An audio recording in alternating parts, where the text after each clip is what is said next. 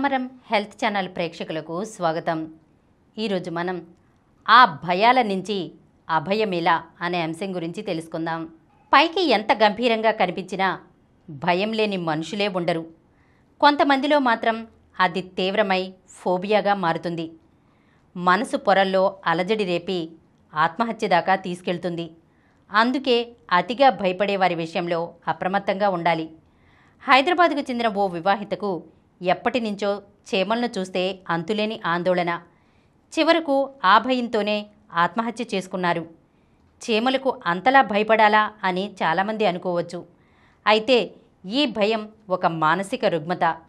కొందరికి బల్లులంటే, మరికొందరికి బొద్దింకలంటే, ఇంకొందరికి చీకటి అంటే భయం.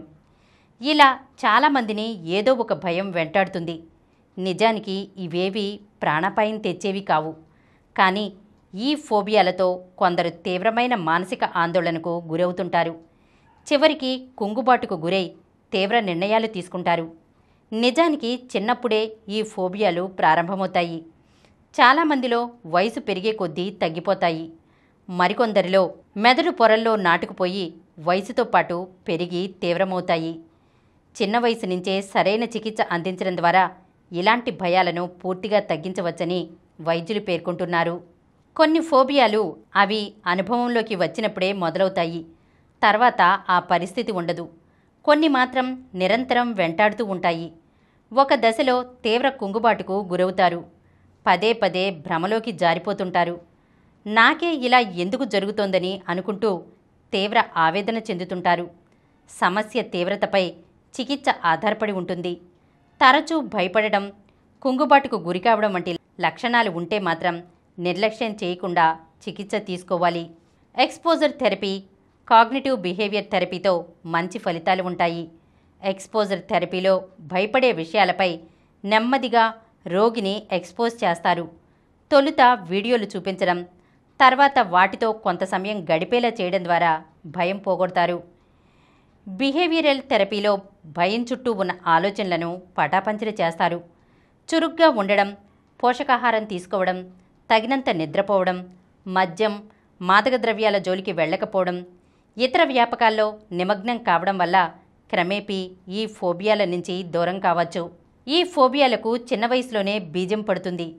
చంటిపిల్లాడు మారం చేస్తే అదిగో చీకట్లో బూచోడు ఉన్నాడని, తినకపోతే దయ్యం తీసుకుపోతుందని ఇలా పిల్లలకు పదే పదే చెప్పడం వల్ల పిల్లల్లో అనవసర భయాలు నాటుకుంటాయి. కొందరిలో పెద్దయినా అవి పోవు. మరికొందరిలో తీవ్రమైన ఫోబియాగా మారతాయి. సాధ్యమైనంత వరకు పిల్లల్లో శాస్త్రీయ దృక్పథం అలవాటు చేయడంతో అనవసర భయాలు, భ్రమలకు లోనుకారు. ఎర్రగడ్డ మానసిక కేంద్రానికి ఇలాంటి ఫోబియా కేసులు తరచూ వస్తుంటాయి. సమస్య తీవ్రంగా ఉన్నవారికి exposure therapy, cognitive behavioural therapy సూచిస్తారు. సిబిటి చికిత్సలో భాగంగా ఏది వాస్తవం, ఏది భ్రమ అనేది రోగికి తెలిసేలా చేయడం వల్ల కొన్ని రోజులకు ఆ భయం నుంచి బయటపడతారు. ఆందోళన, భయం తీవ్రత ఎక్కువగా ఉన్నవారికి మాత్రం మందుల ద్వారా చికిత్స అందిస్తారు. ప్రస్తుతం మంచి మందులు అందుబాటులో ఉన్నాయి. సూచనలు, సలహాల కోసం టెలిమానస్ 14416 నంబర్ను సంప్రదించవచ్చు. ఫోన్లోనే కౌన్సిలింగ్ చేస్తారు.